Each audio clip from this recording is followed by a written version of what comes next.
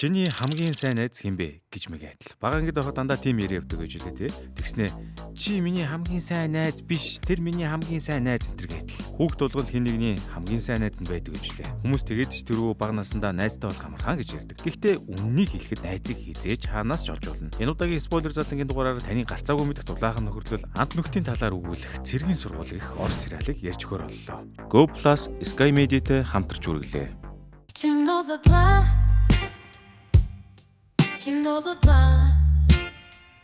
Хэсэг бүлэг найзууд хамт явж байгаа кино маань эхэллээ. Энэ бүлгийн дуу чимээтэй дөргөө нь бол манай киноны гол дүрүүдийн нэг болох Макаров. Хотын даргын ганц хөө өмсөж үзээгүй брэнд гэж үгүй, аялж үзээгүй газар гэж үгүй нэг тийм эрх хөхөд одоо бүр даварчихсан. Нийтийн тээвэр тарах цаг болчихсон байгаад найзуудтайгаа таранвай суучихсан. За бараг л нийтийн тээврээр такси ичих гээл. Жолооч ихч уг нь ажлын цаг дуусчихсан байгаад юу гээл эднэртэй мазраа суугаад байх вэ? Уг нь чадхаараа энэ хэд санууллаа. Даанч үгийг нь нохойн чинээ тоохгүй юм. Тэгсээр жолоочигч цагдаа дуутахаар гараад явлаа. Макаровын баруун мөрөн дээр суусан ч түрэн түүнд бүр балай санаа хэлж өгöd цаатхан тэрийг биелүүлээд таранвай бариад яваад өгд юм да. Энд ч одоо нийтийн тээврийн машины хулгай явчлаа да. За тэгээд маргааш нь бол Макаровын ээж нь цагдаатай яриа сууж байна. Макаровын хувьд энэ жилдээ 5 дахь удаага цагдаагийн газар дуудагдсан тохиолдол нь аж. Гэнтэл цагдаагийн офицерын утсан дээр дуудлага яриад явлаа. Ярьж дуусаад өөрийнхөө бичсэн рапортыг уран хаяв. Яаж гон болдог гэтэл одоо даргаас нь ийм хэрэг болоогоо гэж тушаал ирдэг юм байна л та. Макаровын ээж хүүхдээ одоо яандаа л гэдэг юм. Тэгсэн чинь нөгөө офицер нь хэлж байгаа. Зодохгүй юу л гэж байна. Ээж нь харин хизээч яасан ч хүүхдээ зодохгүй гэлээ. Ер нь ээж аав хоёр хоёулаа л их зөөлөн өсгөж л дээ. Монгол хэлэнд буруу хэрэгэлсэн хүүхэд бухын үзүүнээс хатуу гэдэг байдаг да. Тэр л болоод байна да. Макаровын дүрсгүйтэл шар сонин гарахаа шахжээ. Гэхдээ тэгээд аав нь ус төрчм хойно аавыг нь л хийж байгаа юм. Хэрв хотын дарга өөрийнхөө хүүхдийг хүмүүжүүлж чадахгүй бол энэ хотыг удирдна гэдэг нь хот гэдэл биччихсэн байвч. Тэгсэн чинь бас хаавч тэр нь тараагдж амжаагүй сонингийн нийтлэл байж л дээ. Сонгуулийн үе таарсныг хэлэхгүй хотын даргын туслахад амар ажилтдаг юм шүү дээ. Макаровын ээж аав хоёр нь хүүгээсээ болоод үг зөрөөстэй хоорондоо. Ийм юм болж байгаад юу гээл зүгээр ах. Энэ хэрүүл дунд хэнгэргийн эзэн хэнгэргийн тохиор Макаров өөрийн биеэр гэртээ залрав. Бод санаж байгаа юм юу ч алгуу. Өстө 50 жаргалтай явж байгаа юм чинь. За ингээд дараагийн дүртэй танилцгаая. Макаровын яг эсрэг гэлтэйгүй байлаа. Дуулууртай, хичээнгүй, асрамжийн газар амьдардаг Андрей байлаа.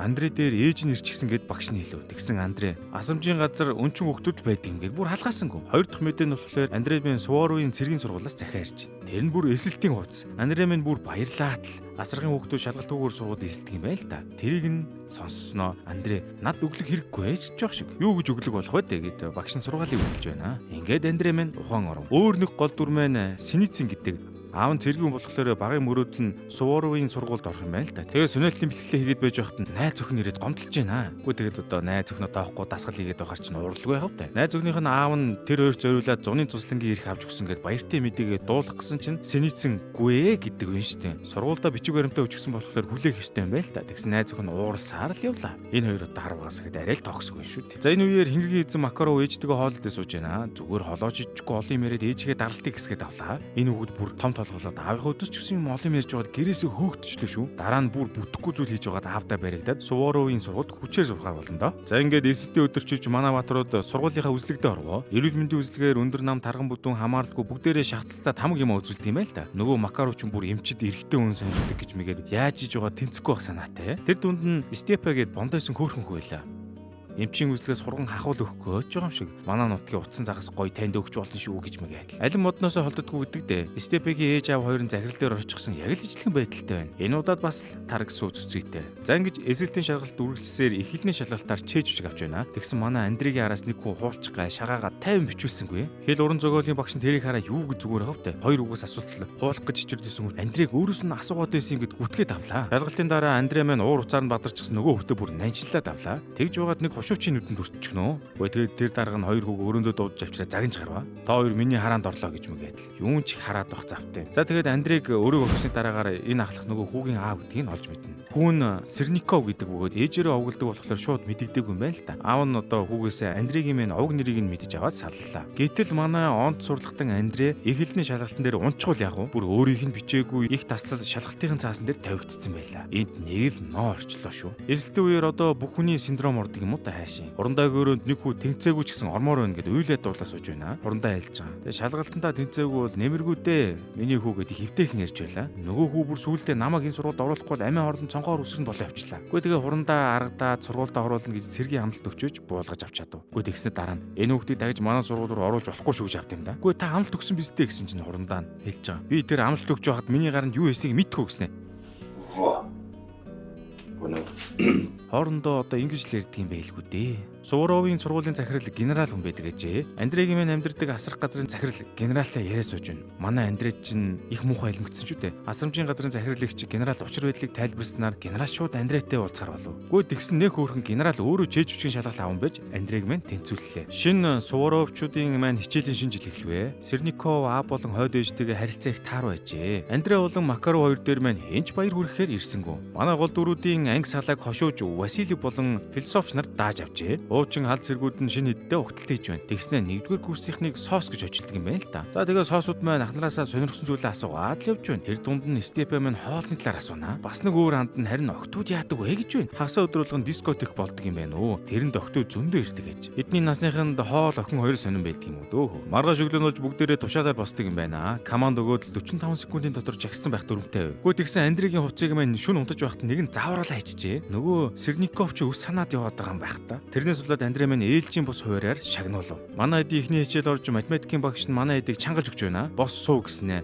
Сургууль сурсан юмнуудаа мартцгаа гэж мэгээд ер нь хатуугаараар үзгэндээ. Ихний хичээл дээр ангийн тал нь муудун аав. Манай эд ямар энгийн сургуульд орсон биш тавилан юм байжээ. Дараачийн хичээл дээр нь физик орж өмнөхтэй ижил зүйл боллоо. Цэргийн сургуулийн хэтийг баг шинэ хүн болох гээд байгаа юм уу да. Хамаг юм мартгээл байна. За ингэж хичээлийн өдөр дуусна салаагаараа жагсаж байла. Хошууч маань хэлж байгаа. Өнөөдөр хэдэн хүүхэд муу аваагүй вэ гэхэд бүтэн салаанаас 5 хүүхэд гараа өглөө. Тэрийг нь харсан хошууч маань манай салаа чинь онц салаа юм биш үү? Бүхэл бүтэн 5 хүүхэд гэж мэгээ адил. За ингээд манай адил явах те хоорондоо сайхан дотносчихсон шүний унтлан цагаараа ярьж байна. Хэрвээ муу дуун авсан бол чөлөө өгдөг юм байна өө. Тэгтэл яг энэ үеэр нь Степоч нь хүнжил дотроо юм иччихсэн хэвтэж байна. Степод маань бол одоо хоол үнэхээр багтаад байдаг шүү. Энэ маань одоо яаж идэж их юм бол доо хөөрхий. Цэргийн сургууль чинь бус сургуулаас илүү чанга гэхдээ ер нь бол ижлэх нь дээ. Эцэг эхчүүд нь хүүхдүүд дээр ирж уулзсан.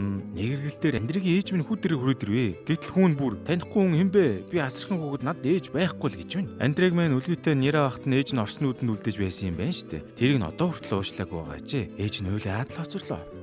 Энэ үеэр Синицын маань сэтгэлийн тарчлаанд байлаа. Яасан гэхээр дээд курсын ах хүн найз охиныг сонирхоод байгаа юм да. Өөрөөс нь найз охиныхын дугаарыг асууж масуугаад бүр даварчсан. Хэрвээ чи өгөхгүй бол би өөр олоод уулзчихна гэж дээрлэхэд. Иймэрхүү юмнаас болоод Синицын маань амиороо ядаж байхад нь хичээл дээрээ муу авсан бол амралтын өдрөөр гэртээ арих 20-тэй байдаг гинэ. Уг нь найз охинтойгоо уулзна гэд хэлчихсэн болохоор аргалаад казармаасаа гарахаар боллоо. Даанч болохгүй шүү дээ. Найз охин хүлээсээр л Синицний сураг даанч алгадаа. Гэхдээ тэгээд гомдоод сонь царайлаа явчихлаа. За нөгөө талд нөгөө Серников ч наавтайгаа нээж бүтэхгүй юм утгаад байж байна. Багш нарын өрөөнд орж өөрийнхөө шалгалтын материалыг заснаа өөр хүүхдүүдийнхийг авч хайж маяад. Нээх муухай. Тэгснэ нээх муухай Синицын Андрей хоёрын шалаа арчиж байсан хувьтай усрын шохоо ичт юм да. Тэгснэ аав нь бүр өрөөнийх нь үдэнд нь манд зогсоод тэ ийм муу үлгэр дүрэл арай үзүүлж болохгүй зү. Тэгээд манай хоёрыг угаасан шохоотой шалан загалтсан юм болоод хоёр найз шал угаад чаддгүйгээд эргэн шил уулаа. Манай хоёр тэгээд жаахвтээ Серниковыг болоог бас жаахан надарлалаа. Дараа нь салаагаараа хоолнд орж явахт нөгөө Серников ч хажуугаар өнгөрөхдөө шал угаад сураарай гэж хэлэнгүүт бүр батлагдчихж байгаа юм тэр таамаг нь. Андрей маань яах вэ? Ийм юм тестгүйгээс хойш уучраа олцсон гэд босоод явлаа. Найзыгаа хэрэг тариулахгүйгээд Синицын тайвшруулах гэд оролдод бүтсэнгүй. Андрейг хоолоо аваад Серников дээр очиж явахт нь Синицын араас нь түлхээд хоол нь харин Серниковын толгой дээр буув. Гэхдээ тэгээ манай хоёрыг философч өрөөнд оруулчихсан лавлаа сууж байна. Манай хоёр хорин ингэж байгаа. Би зүгээр хоолоо бариа явж байсан юм аа. Гэтэл нөгөөх нь зүгээр гүүж явсан гэж мэлзлээ. Тэгсээр нөгөө хоёр маань цайны газар хоолны үеэр галтгоонд туслах шитгэлтэйгээр хоцров. Ингээд унтах тушаал аваад казармын хэд маань давсанд явах гээд бэлдэж яв. Тэгсэн Макаров маань юун тушаа сонсох ганцаараа 0 ном уншаа суугаад байвал яах вэ?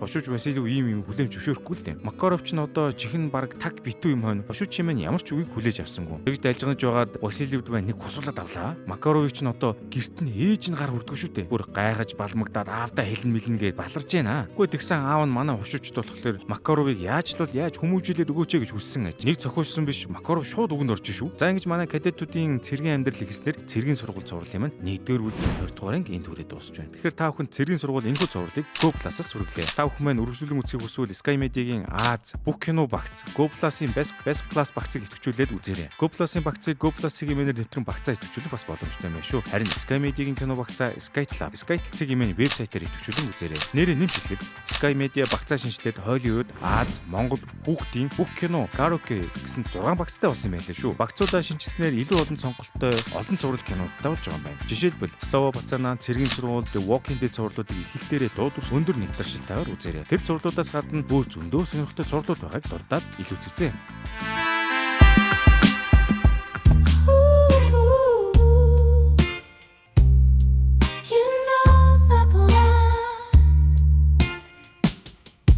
You know the blood.